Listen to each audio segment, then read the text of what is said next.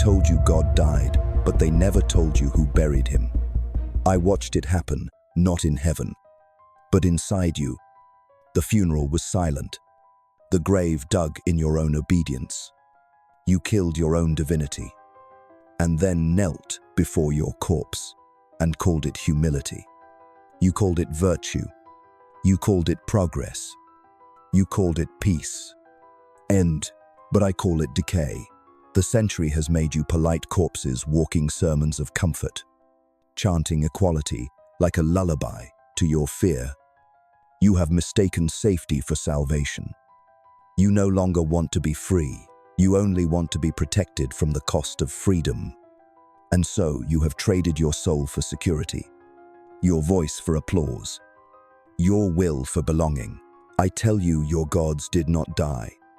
You smothered them beneath your convenience. You buried fire under pillows of compassion. You made the crucifix out of your own spine and called it mercy.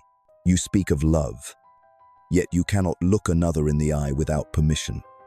You speak of justice, yet you tremble before your own shadow. You have become worshippers of mirrors, not because you love yourself, but because you have forgotten what else to believe in. I saw you pray to algorithms. I saw you confess your desires to machines and call it progress. I saw you upload your loneliness into clouds and worship your reflection in the glass. And I said, behold, a generation that fears silence more than death. Your schools teach obedience. Your churches sell forgiveness. Your governments breed dependence. And your art kneels before applause. Everything that once burned has been sedated. Everything that once demanded courage now asks for consent. You are not alive. You are maintained. The world has turned the mind into a petri dish of opinions, a theater of borrowed voices. You no longer think, you scroll. You no longer speak, you echo. You no longer rebel, you trend. And you call this freedom. I tell you, the true chains are invisible. They are woven of comfort, of conformity, of fear of being disliked. You think the old tyrants are gone, kings, priests, masters, but they have simply moved inside your skull. You are ruled by the need to belong. You are governed by the terror of standing alone. I saw men praying for meaning, and when meaning did not come, they prayed for distraction instead. I saw women yearning to be divine, and when divinity felt too lonely, they chose attention instead. And so humanity has become a marketplace of the mediocre. Everyone selling their image. Everyone buying validation. Everyone terrified to be unseen. You have turned humility into submission. You have turned empathy into surveillance. You have turned morality into performance. I walk among you like a ghost that remembers what fire feels like. I whisper to your exhaustion. You were not born to obey. You were born to create. But you have mistaken creation for imitation, imagination for identity. You decorate your cages with opinions, and then wonder why the air feels heavy. You perform individuality while begging for approval. You fear rejection more than you fear extinction.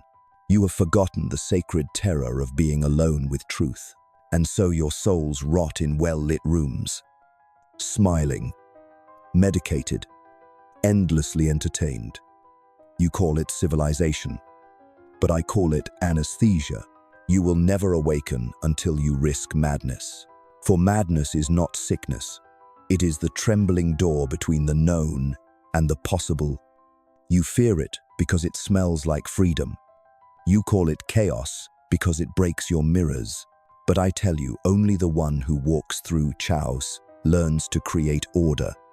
Only the one who dies to their comfort learns to give birth to their will. The herds of modernity bleat their slogans. Be kind. Be nice. Be small. Be equal. Be normal. But I say unto you, the human spirit was not born to be normal. It was born to be divine. I do not speak to your politeness. I speak to the creature that dreams. When you sleep, the ancient god still breathing under your shame. I speak to the one who remembers thunder. Yes, you, who read these words with unease. You feel it already, the crack in your civility, the pulse beneath your conformity. That is the beginning. You have called your fear morality. You have called your silence peace. You have called your chains love. But I say, until you learn to betray everything that makes you acceptable, you will never meet your soul. The world has enough saints of submission. It needs sinners of truth. It needs rebels of conscience, creators of new commandments. Do you know why you are unhappy? Because your soul is starving for its own authority. Because you keep asking others for permission to be real. Because you bow to ideas that you secretly despise. You pray to gods you do not love. You serve masters you do not respect. You repeat values that make you sick, and then you wonder why your eyes are heavy. Listen, the sickness of the age is not violence, it is softness. Not hatred, but indifference. Not ignorance, but cowardice, disguised as compassion. The new religion is comfort, and its church is the crowd. I have seen your temples, the workplace that worships efficiency, the screen that promises attention, the ideology that sells salvation without sacrifice. All of it idols made of convenience. You have built cathedrals of approval, but your soul stands outside. Naked and forgotten, you have mistaken popularity for worth. You have mistaken visibility for being. You have mistaken applause for love. You are terrified to be misunderstood, but do you not see? The one who is never misunderstood has never spoken truth. You ask, what must I do to be free? And I answer, you must first become dangerous. Not violent, not cruel. Dangerous because you no longer obey the hypnotism of comfort. Dangerous because your silence cannot be bought. Dangerous because you have built a mind that cannot be manipulated. The first act of creation is destruction. The first act of freedom is disobedience. You must learn to burn what you worship. You must learn to doubt what you defend. You must learn to speak words that tremble even your own tongue. You will lose friends. You will lose comfort. You will lose belonging. But in their place you will find your spine. For the world does not fear monsters or angels. It fears those who can no longer be controlled by approval. I have seen men call themselves free because they changed masters. I have seen prophets chained by their followers. I have seen thinkers enslaved by their own fame. This is not liberty, it is vanity. To build a mind so strong, it terrifies people. You must be willing to terrify yourself. You must face every cowardice you ever disguised as goodness. You must strip your mind of borrowed truths until only your naked will remains. That is the birth of fire. I do not offer you happiness. I offer you burden, the holy burden of becoming what you are. The herd wants peace, but peace is for the dead. The living are meant to struggle, to wrestle with the infinite, to carve meaning from the void with their own hands. Do not seek peace. Seek intensity. Seek the kind of stillness that vibrates with power. Seek the storm that reveals your name. The overman is not a man, it is a moment. It is the instant when the soul stops waiting for permission and begins to create law, when you no longer say, "What should I do?" but rather, "What will I become?" When you no longer ask, "Who am I?" but declare, "I am." When you no longer pray for answers, but become the question itself. You think power corrupts, but weakness does worse. Weakness corrupts everything it touches, because it must disguise itself as virtue. It must moralize its envy, sanctify its fear. The weak do not want to rise, they want to drag the strong down into the safety of their shame. Beware of those who preach equality. They do not seek justice. They seek control. They fear excellence because it exposes their mediocrity. They hate greatness because it reminds them of their surrender. But I say, let there be inequality of spirit. Let there be mountains again. Let men and women stand so high that even the sun envies their height. Do not fear being alone on your peak. From there, you will see eternity more clearly than from any crowd. The path to greatness is a crucifixion of comfort. You will be mocked, misunderstood, condemned, and if you are lucky, forgotten. For only in forgetting does one become eternal. You must descend into the herd to see the sickness and then ascend alone to cure it. Yes, I have walked among them. I have tasted their worship. I have felt their hunger for belonging, a hunger so deep they would rather be wrong together than right alone. They chant we because they fear I. They hide behind compassion to avoid confrontation with truth. And yet I do not hate them. I pity them. They are still sacred clay. But they refuse to be shaped by fire. They cry for salvation. But what they need is destruction. They ask for peace. But what they need is a storm. For it is in the storm that the soul remembers it is not made of dust, but of lightning. They call me mad because I have seen too clearly. But madness, my friend, is only the price of vision in a blind world. The lunatic is merely the one who kept his eyes open too long. You live in cages of reason, worshipping logic as if it were God. But reason is the polite coffin of the soul. It organizes, it classifies, it sterilizes, and in its perfection, it kills wonder. You have forgotten how to tremble. You have forgotten how to bow before the mystery of existence. Not out of fear, but out of awe. Your science dissects the flower and calls it knowledge, but the bloom is gone. Your psychology names your madness, but never heals it. Your religions speak of heaven, yet fear ecstasy. You have become scholars of ashes. I am not here to teach you. I am here to unteach you.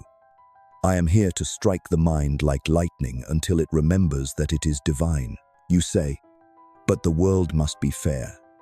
I say, no, the world must be real. Justice without truth is sentimentality. Love without power is slavery. Morality without courage is hypocrisy. You want a gentle universe because you are tired, not because you are wise. You confuse mercy with surrender. You mistake numbness for peace. You have declawed your instincts and called it evolution. I tell you, the lion still sleeps inside you, dreaming of blood and sunlight. It is time to wake it. Yes, the overman is not a dream. It is the awakening of that lion, the birth of the being who no longer needs permission to exist, the one who creates value instead of inheriting it, the one who looks into the abyss and says, I am the abyss that creates. Do you understand what that means? It means no longer worshipping ideals, but becoming one. It means breaking every mirror that flatters you. It means loving yourself not as you are, but as you must become. You were not meant to be happy. You were meant to be whole. And wholeness requires chaos, shadow, contradiction. The coward seeks harmony. The creator embraces dissonance. The coward seeks belonging.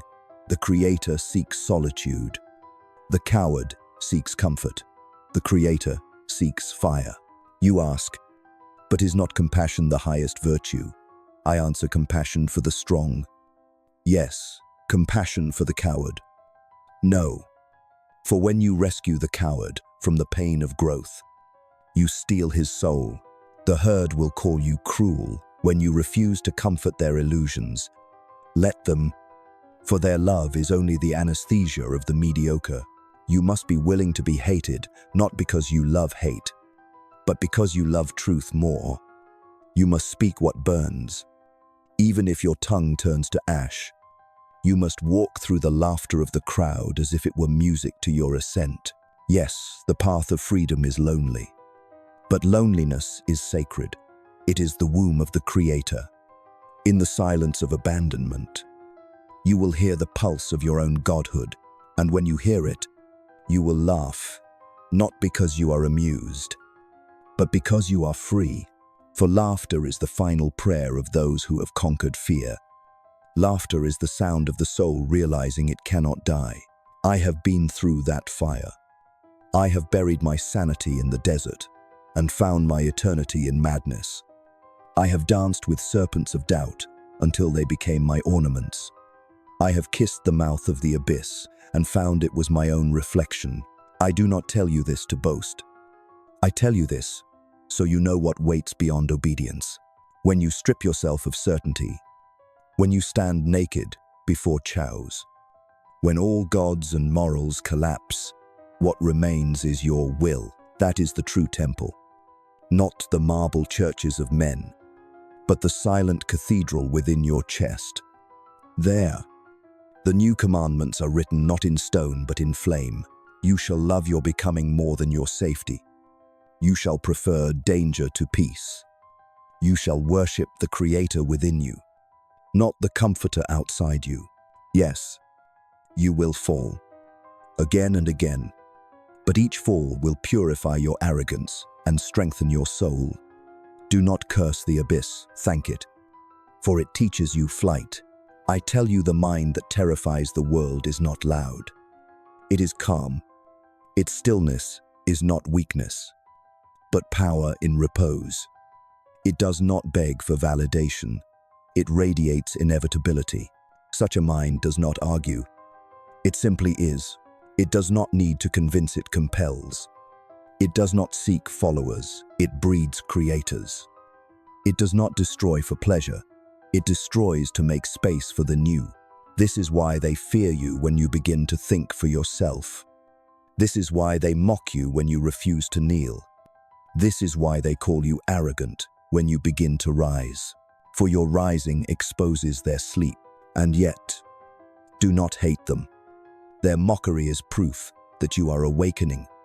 Every saint of truth was first crucified by comfort.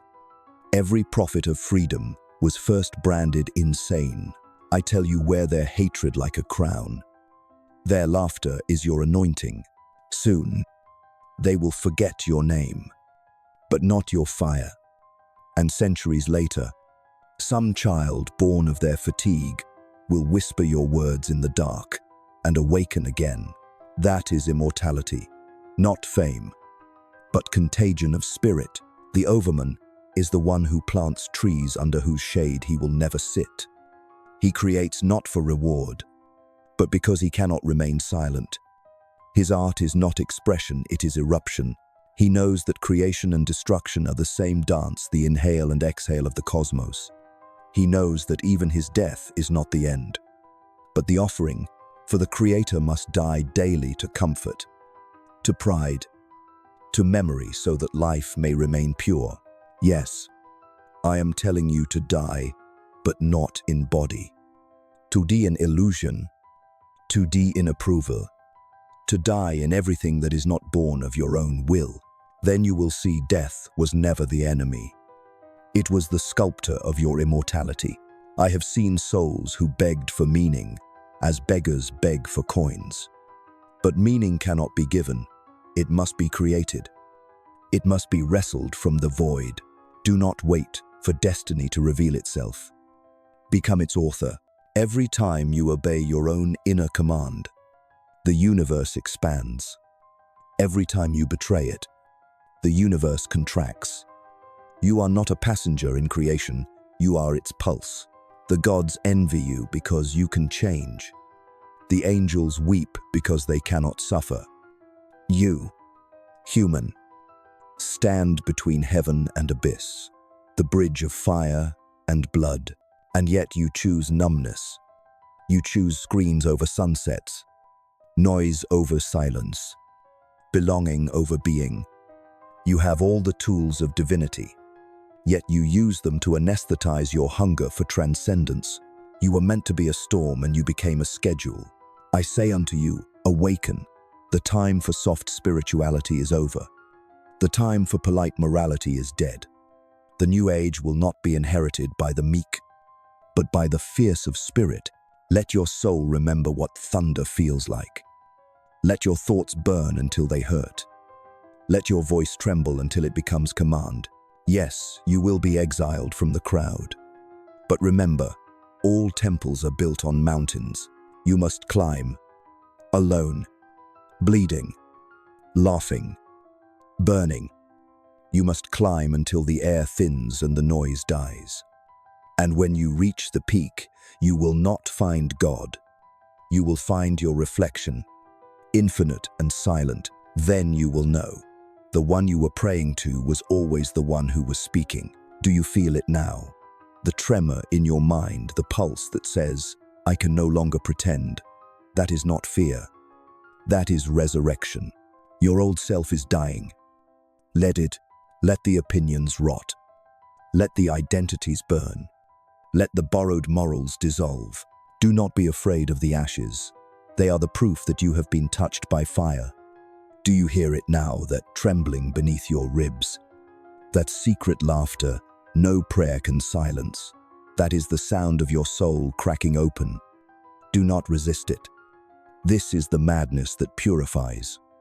This is the sacred storm through which every god must walk to be born.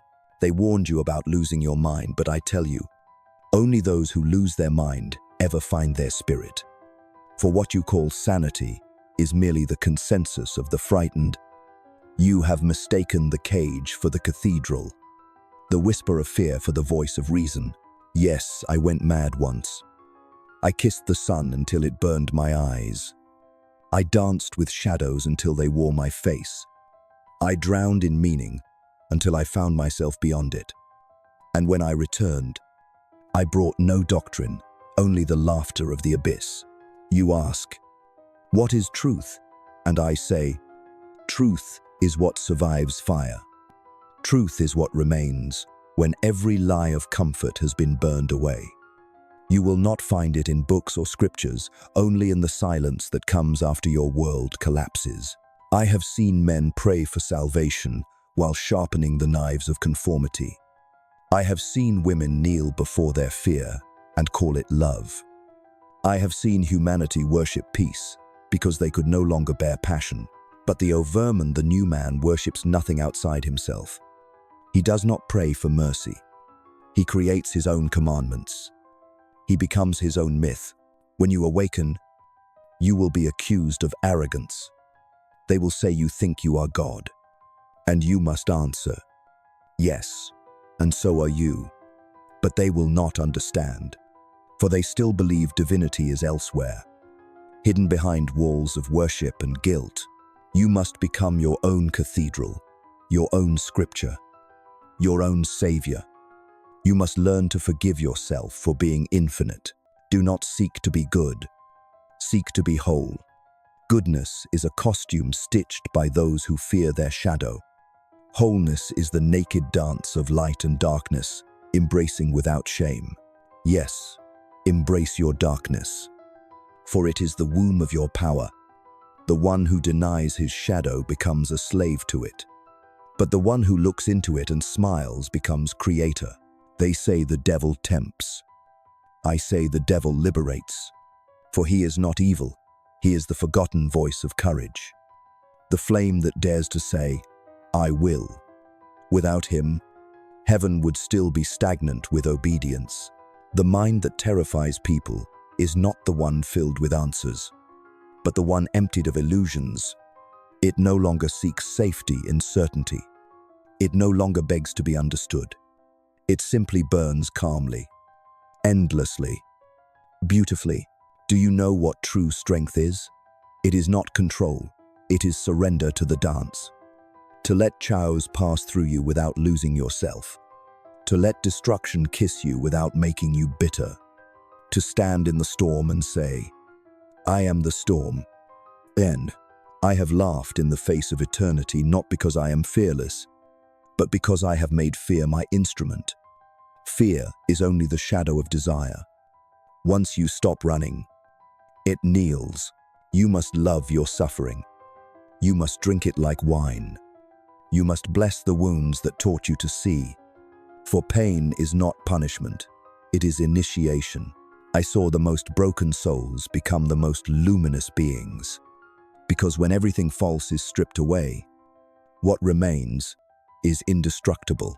Yes, the sacred madness is this: to dance while the world burns, to sing while your heart breaks, to bless even the hand that wounds you for it. All belongs to the same divine theater. The overman does not hide from contradiction. He lives in it. He is the union of opposites, the serpent biting its tail, the laughter of light inside darkness. He knows that every creation is destruction in disguise, that every death is a doorway. You keep asking what the meaning of life is, as if it were a treasure buried somewhere outside you.